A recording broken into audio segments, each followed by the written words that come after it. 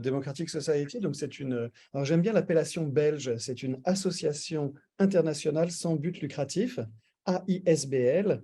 Donc ça explique bien, en tout cas, la forme juridique de l'association, et on travaille dans une dizaine de pays européens sur toutes les formes d'innovation démocratique. Alors, innovation démocratique, ça a souvent la connotation innovation technologique, hein, qui vient un petit peu de ces idées de démocratie 2.0 qui avaient émergé il y a 10 ans.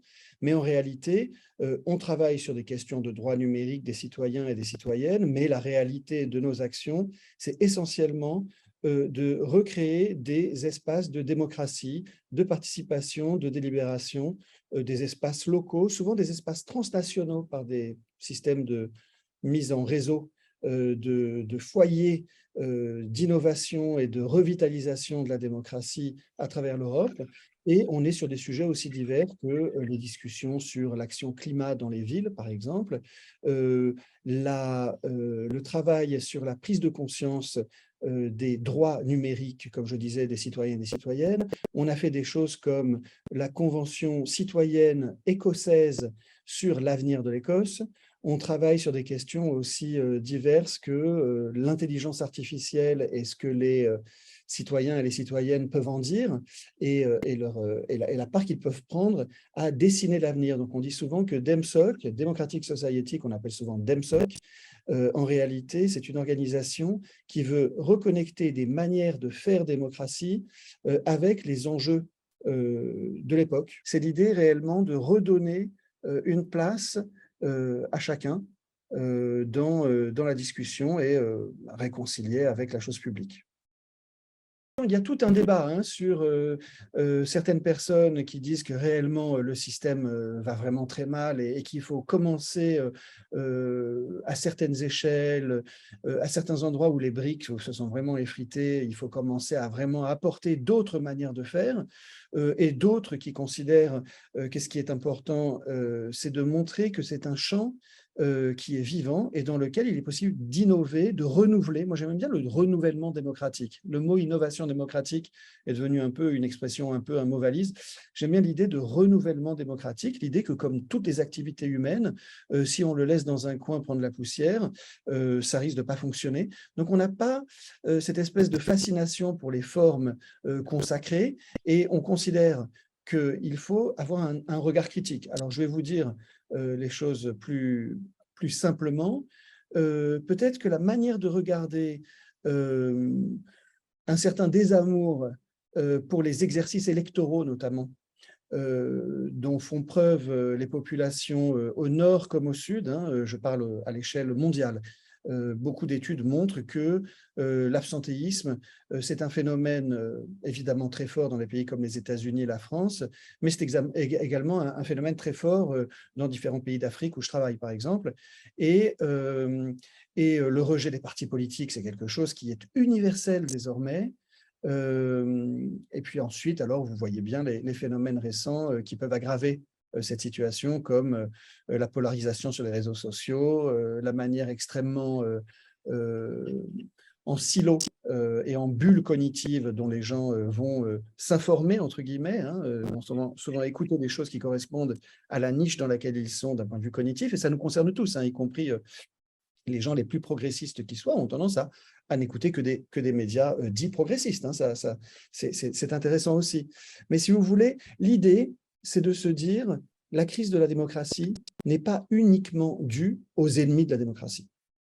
Et si l'on veut répondre intelligemment aux ennemis de la démocratie, il faut réfléchir à renforcer ce dispositif, le rendre à la fois plus crédible, plus résilient, plus intelligent, tout simplement.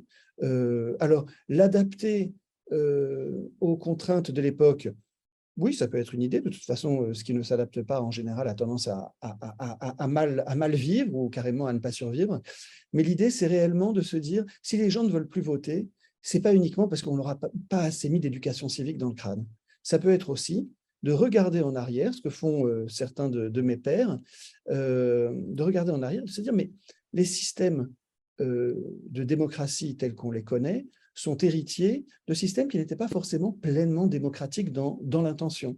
Ou peut-être que ce sont des systèmes qui ont cessé d'évoluer il y a quelques décennies et que l'on regarde de manière peut-être parfois un peu trop sacralisée. Alors ce qui serait intéressant, ça serait voilà, on veut sauver, renforcer la démocratie, eh bien, n'ayons pas peur de penser un peu de manière différente. Regardons les choses différemment.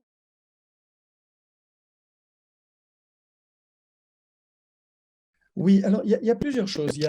On s'est rendu compte sociologiquement que les élus, hein, ça a pu changer récemment un petit peu en France, mais ça reste souvent marginal, que dans pratiquement tous les parlements de tous les pays démocratiques, les élus représentent de moins en moins la diversité sociologique. Hein. Ça, c'est quand même étonnant parce que là où on s'attend à une progression voilà, qui peut être graduelle, on se rend compte qu'il y a plutôt un affaissement et que la profession politique devient de plus en plus spécialisée. Ça, c'est une chose. Donc, il y a la question de la représentation qui est la grande question. Hein. On parle de démocratie participative, délibérative ou représentative. On est évidemment le système classique, si vous voulez, c'est le système de démocratie par représentation. Hein. On va donner mandat à quelqu'un pour vous représenter. Et c'est là que la question peut se poser.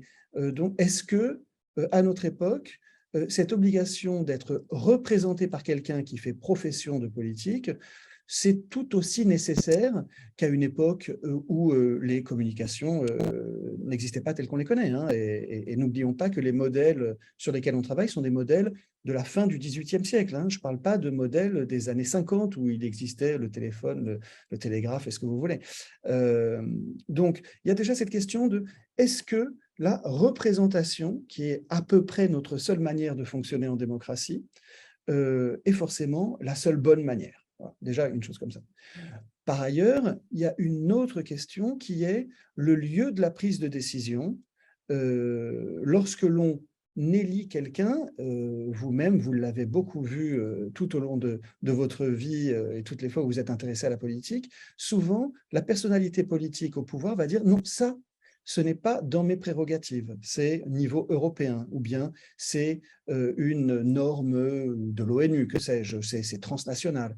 Ou bien on va vous expliquer dans les systèmes dérégulés que l'on connaît depuis une trentaine, quarantaine d'années, ah non, non, mais ça, c'est le marché qui décide. Et donc, on se rend compte qu'on est un petit peu dans une situation où on a à la fois des représentants qui sociologiquement, pour jouer un peu sur les mots, nous représentent de moins en moins bien, un système où on doit donner mandat à des représentants de représenter nos intérêts, nos préférences sur la base de promesses électorales, mais qui, bon, encore une fois, un aphorisme ou bien une expression trop souvent répétée, mais qui n'engage que ceux qui y croient, etc. Hein. Mais disons, voilà, l'idée c'est que tous les 5 ans, il faut on veut nous dire que la démocratie, c'est placer sa confiance tous les 5 ans en une plateforme politique ou une personnalité incarnant une certaine plateforme qui est souvent consignée par écrit, avec une série d'engagements dont on sait à peu près tous que la réalité des choses, hein, je ne parle pas forcément de duplicité, mais la réalité de la politique fait que bon, cette plateforme de promesses, en règle générale, va finir par être lettre morte.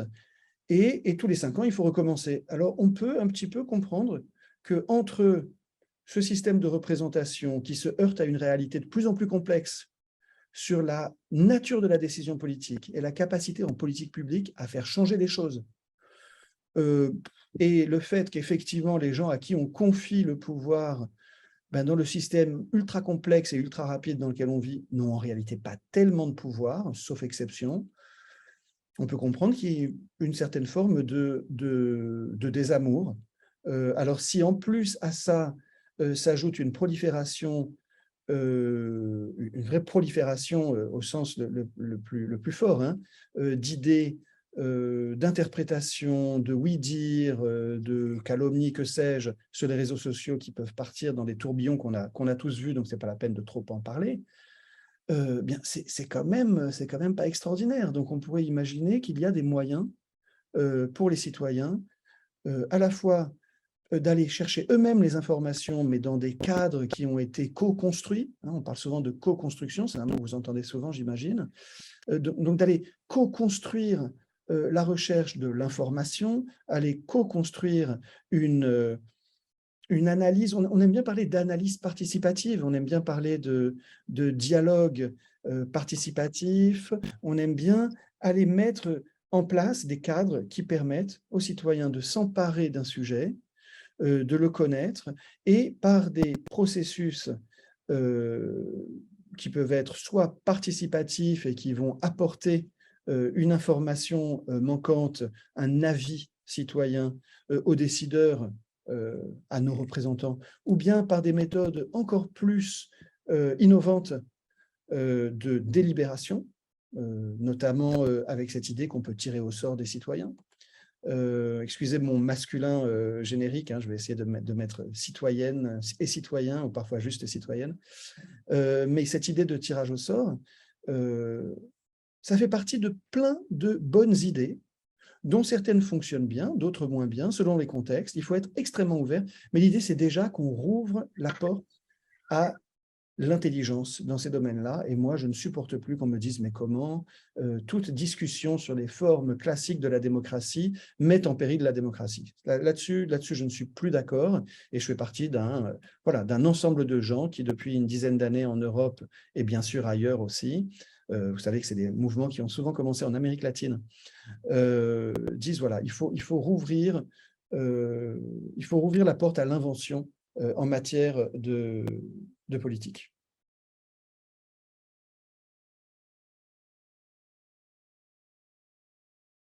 Donc, si vous voulez, il y a à la fois une sorte de tâtonnement qui est extrêmement fertile, et en même temps, il y a une vraie détermination à fonctionner par l'expérimentation. Si vous voulez, ce n'est pas un tâtonnement qui donnerait l'impression qu'on ne sait pas où on va. Au contraire, il y a vraiment cette idée on va expérimenter telle forme à tel endroit, en tirer des leçons, expérimenter telle autre forme à tel endroit pour tel thème. Et ce qui est intéressant, je vous invite à regarder le rapport de l'OCDE. Alors, quand on dit rapport de l'OCDE, on imagine des choses avec un niveau institutionnel extraordinairement élevé, hein, mais c'est bien l'écho, c'est bien la preuve que les questions d'innovation démocratique, de démocratie délibérative, de tirage au sort comme une manière intéressante de réimaginer la politique, eh bien c'est arrivé jusqu'à l'OCDE qui pose les bases de la participation citoyenne innovante. Ça a été également traduit en français, et qui fait une typologie de 8 manières de monter des assemblées citoyennes selon les contraintes, selon la durée, selon les échelles, selon les types de sujets. Donc voilà, on n'est pas, même si je vous en parle comme un domaine fourmillant où on avance par tâtonnement, en réalité, on a déjà plusieurs années d'expérimentation qui ont été déjà sanctionnées, entre guillemets, par un rapport de l'OCDE qui présente toute une série d'options avec un regard très ouvert sur ces options, qui dit voilà toutes les différentes manières auxquelles on peut penser et qui ont fait leurs preuves, selon les contextes, pour réinventer la démocratie.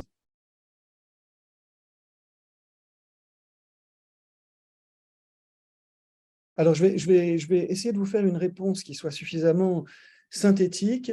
Il y a plusieurs questions. Alors, la question sur laquelle on bute souvent lorsque l'on parle de démocratie participative dans les territoires, hein, quand on va justement parler avec les citoyens de questions qui les concernent le plus, et Dieu sait qu'on a beaucoup travaillé sur les questions de climat, de mobilité, des questions d'accès à des services publics, tout simplement. C'est souvent de l'action pour rapprocher les habitants des services publics, ce genre de choses.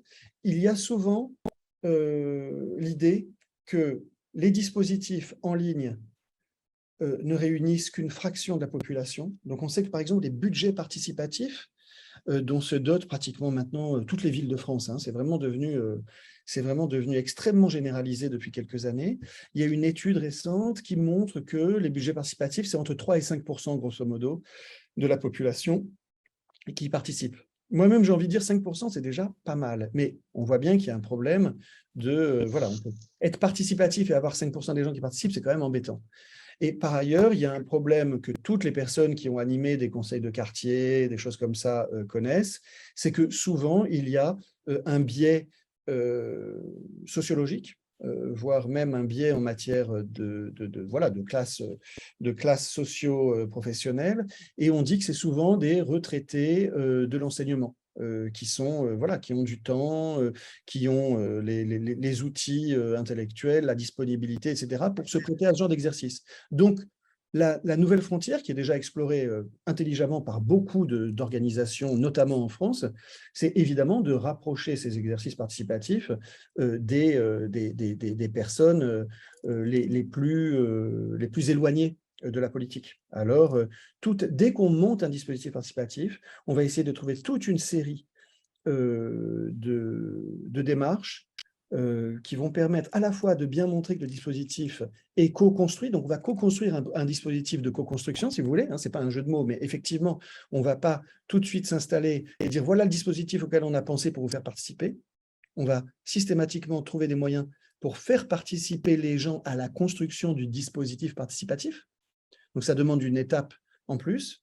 Il y a tout un travail sur les symboles du pouvoir, d'aller se mettre à proximité de là où les gens vivent, d'aller réfléchir à leurs contraintes en termes d'horaire, en termes de, par exemple, de garde d'enfants, en termes des horaires qui leur conviennent. Parfois, il y a des problèmes de langue.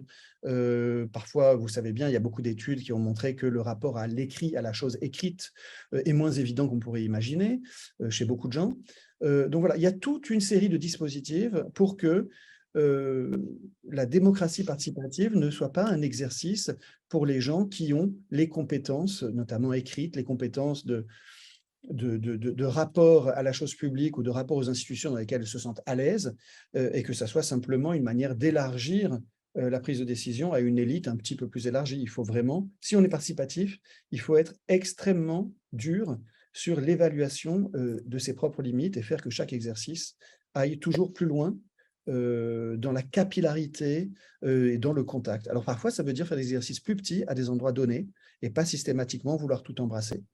À l'échelle internationale, on se porte de plus en plus vers des réseaux, des mises en réseau de plein de petites initiatives, mais on se méfie des grands exercices avec des milliers de gens qui vont donner un avis en ligne. Alors en général, la solution est une solution hybride, comme on a vu pour la conférence sur l'avenir de l'Europe, par exemple, où on a à la fois la possibilité dans des portails Internet d'aller proposer des idées, ouvrir des débats, etc. Et puis, la réalité des discussions se fait en présentiel, évidemment, pas en un seul endroit, mais le plus près des gens, donc dans toute une série de villes, etc. Voilà un peu où on en est. Si vous voulez, il faut toujours se souvenir qu'il y a, dès l'origine de ce travail sur la démocratie délibérative, une sorte de convergence entre trois grandes choses.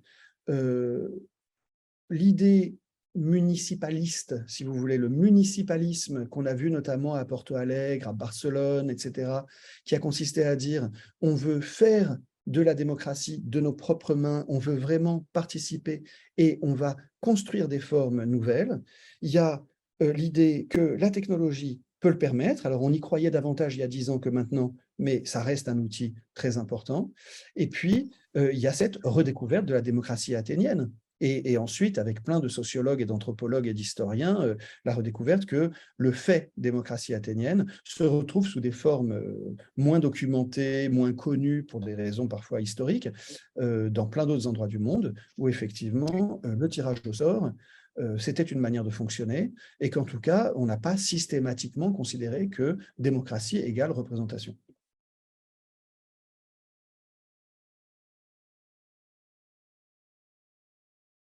Oui, alors, ben, moi j'ai vraiment le sentiment qu'on a mis sous cloche euh, un système institutionnel qui a été présenté comme un progrès immense et à juste titre, sans aucun doute, au XVIIIe siècle. Et après, on fait quoi? Vous voyez ce que je veux dire?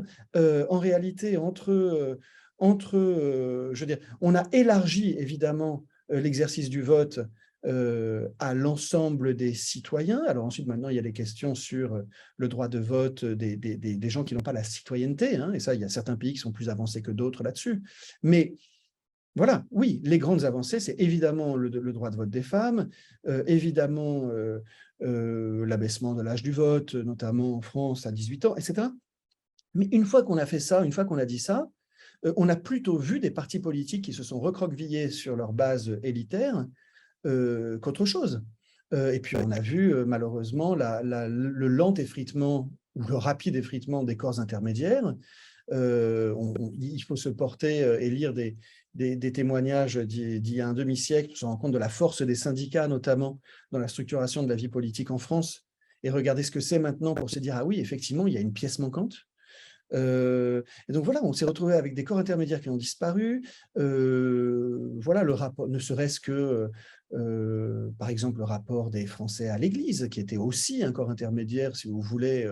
Voilà, et on regarde une situation, en tout cas si on regarde le cas de la France, beaucoup plus atomisée, et où tous les différents étages de la discussion sur des sujets politiques ont fini par s'effriter, disparaître. Il y a un exemple qui est absolument phénoménal, que vous connaissez sans aucun doute, qui est la disparition des cafés. Je veux dire, l'agora de base en France, c'était le café. Alors peut-être avec une dimension beaucoup plus liée à une domination masculine dans les cafés, effectivement, hein, donc ça c'est à revoir, mais l'endroit où peut-être les hommes plus que les femmes parlaient de politique, notamment en zone rurale, c'était les cafés. On a des endroits où le nombre de cafés a été divisé par 30. C'est complètement inouï. Et certains considèrent que cette disparition des lieux de discussion, de délibération, a aussi engendré des formes de radicalité, de polarisation, de paranoïa, de « ils nous mentent, ils sont contre nous ». Mais c'est bien gentil de dire aux gens « mais non, ils sont avec vous » quand ils viennent quand ils ont des origines socio-professionnelles qui n'ont absolument rien à voir. Voilà, on peut continuer à essayer de systématiquement sauver un système qui commence à faire son âge, et puis on peut tout simplement voilà, remettre à différents échelons du participatif, du délibératif.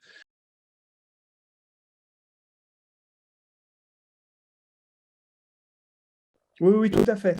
Alors, l'idée de travailler sur l'international, c'est l'idée que, profondément, ce constat sur la fatigue démocratique vis-à-vis des institutions représentatives, c'est un constat qu'on fait aussi sur l'échelle européenne et sur l'Union européenne. On est une organisation qui est extrêmement attachée à la construction européenne, aux institutions européennes, etc. Et on a en même temps ce même regard constructif, critique, si vous voulez, et qui consiste à dire qu'on veut aider à concevoir une infrastructure participative et citoyenne à l'échelle européenne. Et beaucoup de nos projets contribuent à en poser les bases. Alors évidemment, on a travaillé, on avait le mandat d'organisation évaluatrice donc observateur évaluateur, on a fait un rapport final sur la conférence sur l'avenir de l'Europe. Donc c'est quelque chose qu'on a pu observer du début jusqu'à la fin, et on est impliqué dans toutes les démarches qui relèvent de cette réflexion sur comment mettre en réseau les foyers de participation et de démocratie européenne. Et donc, on a par exemple, à l'échelle Belgique, Pays-Bas, Luxembourg, on a tout un travail avec plusieurs dizaines de villes sur comment améliorer les dispositifs de budget participatif. On a des équipes polyglottes qui vont apporter les leçons apprises. Par exemple, on travaille énormément avec la ville de Vienne en Autriche sur la construction, la co-construction avec les citoyens de leur plan climat.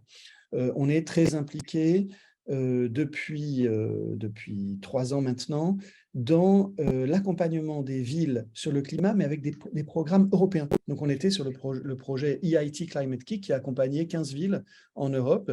Et évidemment, ça a été une circulation permanente et toute une série de forums d'échanges entre ces différentes villes pour dire « et vous, comment vous avez fait ?» Donc, l'idée, c'est vraiment par capillarité, par essaimage, l'idée que petit à petit, il y aura la possibilité d'un travail de construction démocratique renouvelé, revitalisé, sur les questions comme le climat, les droits numériques, etc., à travers l'Europe.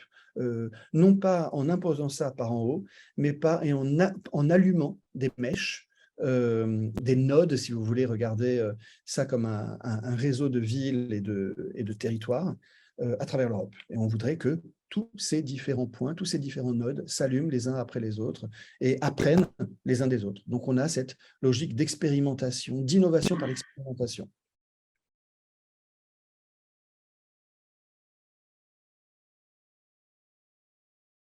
Oui, oui, alors plus simple à certains endroits qu'à d'autres. Parfois, on est surpris. Il y a des endroits où on imaginerait que ça serait plus facile, en réalité, non.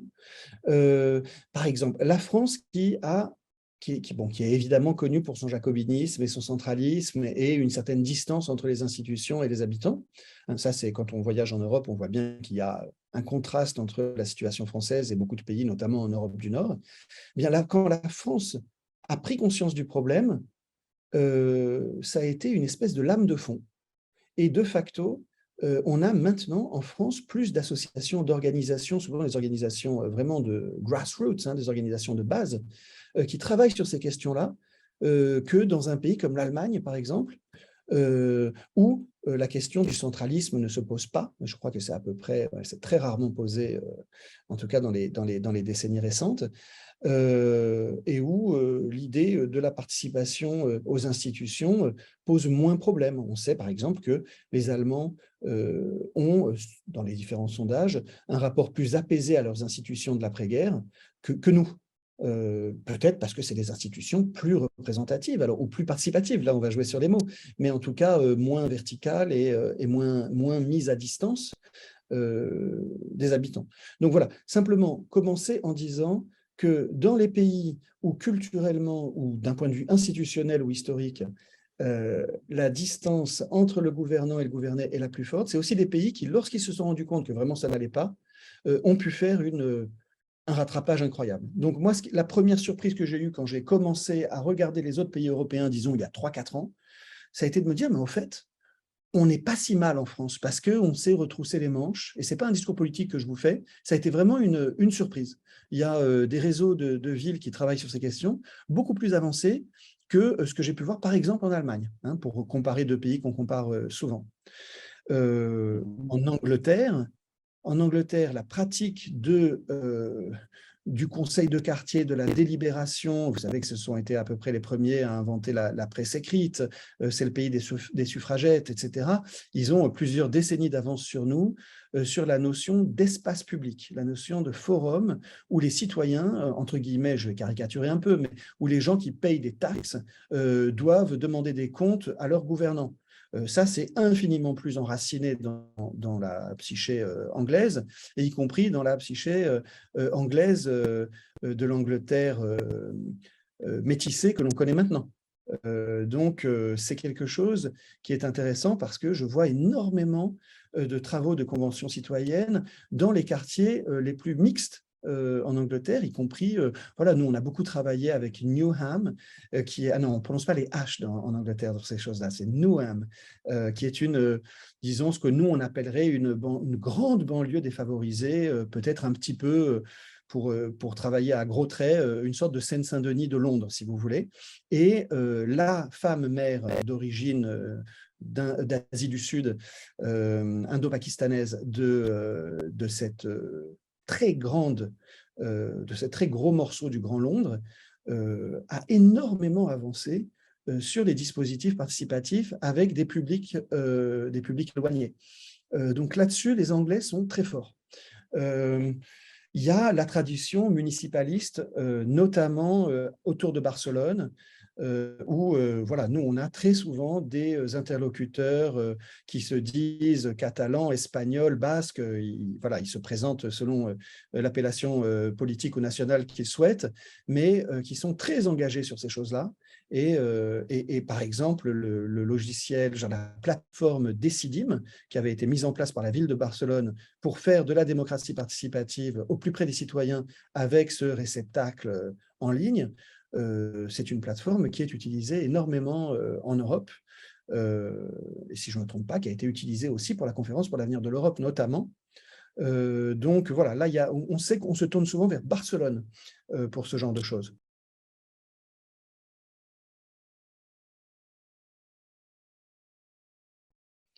Oui, moi j'ai vu alors là il y a des projets par exemple sur comment impliquer les citoyens sur… alors, tu vas peut-être me dire que c'est politique, hein, mais comment avoir un avis délibératif des citoyens par un système de panel tiré au sort sur les grandes orientations que la recherche devrait prendre en Europe. Voilà. Dans quel domaine l'Union européenne, la Commission européenne devrait mettre son argent pour la recherche, pour que ça soit au plus près de ce que les citoyens considèrent intéressant. Alors, est-ce que vous voyez souvent les priorités de recherche dans les programmes politiques des candidats? Je pense jamais. Voilà. Là, ça fait partie de l'immense mosaïque de domaines où, effectivement, là, on va demander aux citoyens leur avis, alors sur un domaine, effectivement, qui dépend encore de l'échelon politique, on va dire, peut-être. Alors, on va regarder le travail pour demander aux citoyens de travailler ensemble, c'est-à-dire de s'informer, de s'infuser de l'échange de vues, mais aussi d'échanges sur la manière dont ils vont s'informer, par exemple sur l'accès aux soins de santé, ou sur la manière dont les instances scientifiques devraient communiquer. Parce qu'il y a aussi tout un travail sur, on se rend bien compte qu'on travaille en concurrence en permanence avec des machines à fake news dont on a vu le pouvoir pendant le Covid. Et voilà, peut-être que si les citoyens nous expliquaient un petit peu mieux, là vous avez vu, je me mets à distance, j'ai eu tort, pas nous expliquer. Si les citoyens expliquaient et avaient la possibilité de formuler une réponse sur voilà, la manière de bien communiquer qui correspondent le mieux à la manière de consommer de l'information sur les questions notamment scientifiques ou sur les avancées ou bien sur les choix d'équipements culturels, par exemple. Voilà. Alors là, vous me dites, ça reste toujours politique. Moi, ce que je pense profondément, c'est que sur toutes les manières de s'organiser en groupe, il y a déjà un essaimage et que vous avez bien vu les techniques comme sociocratie, par exemple, quand on voit des groupes de citoyens qui se mettent ensemble pour discuter entre eux de leur propre organisation, eh bien, il y a des techniques de communication non violente qui ont une parenté directe avec la démocratie délibérative. Et ça, moi, je trouve que, y compris même dans les foyers, dans les familles, les gens bénéficient de cette effervescence de réflexion sur on peut se gouverner autrement, y compris en tant qu'être humain. Il y a quelque chose d'immensément réjouissant sur ce renouvellement du rapport à l'autorité. Et ce n'est pas un renouvellement du rapport à l'autorité qui se fait de manière désordonnée, mais c'est plutôt la recherche d'outils, la recherche de formes nouvelles.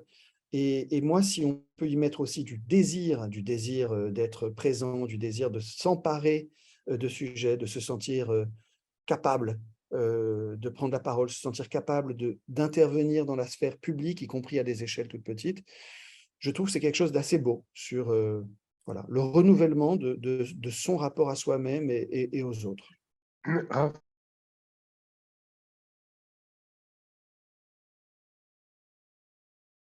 Essaye de te projeter il y a 4 ans sur les questions de climat. Je pense qu'il y a un petit jeu à faire et d'aller chercher les archives des journaux en ligne sur voilà, avec des mots-clés, ce qui se disait sur le climat il y a 4 ans. L'omniprésence des climato-sceptiques ou bien les ricanements invraisemblables qui répondaient à des demandes de renouvellement des formes démocratiques.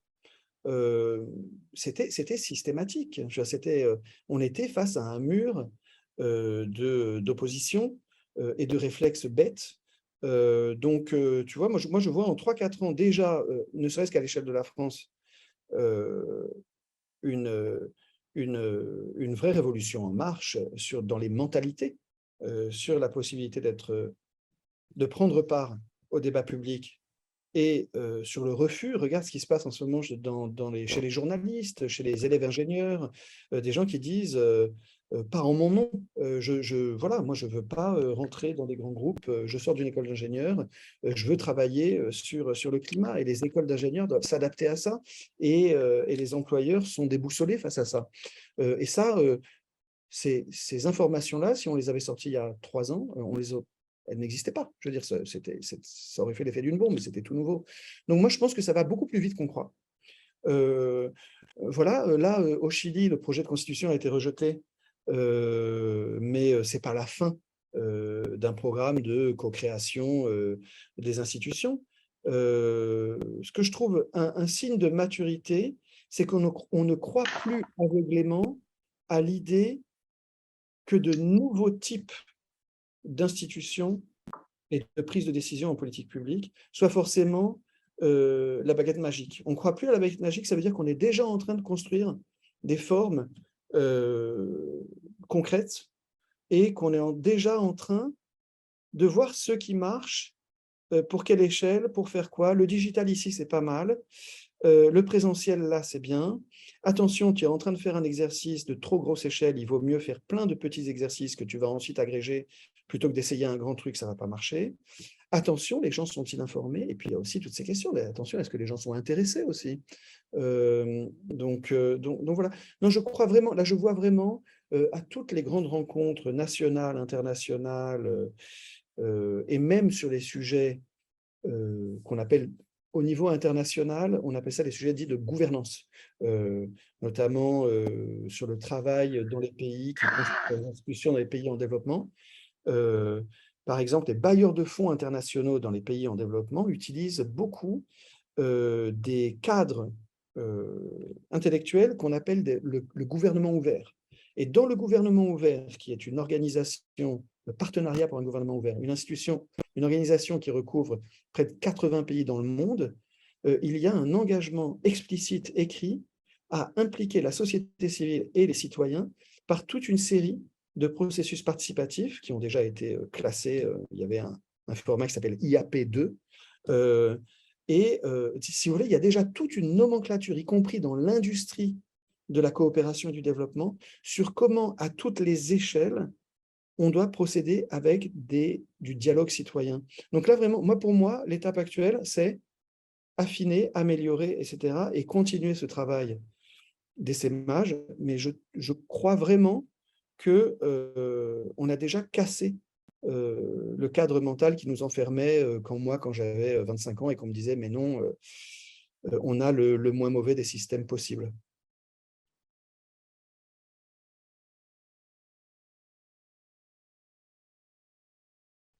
Comme mot de conclusion, je dirais qu'il faut...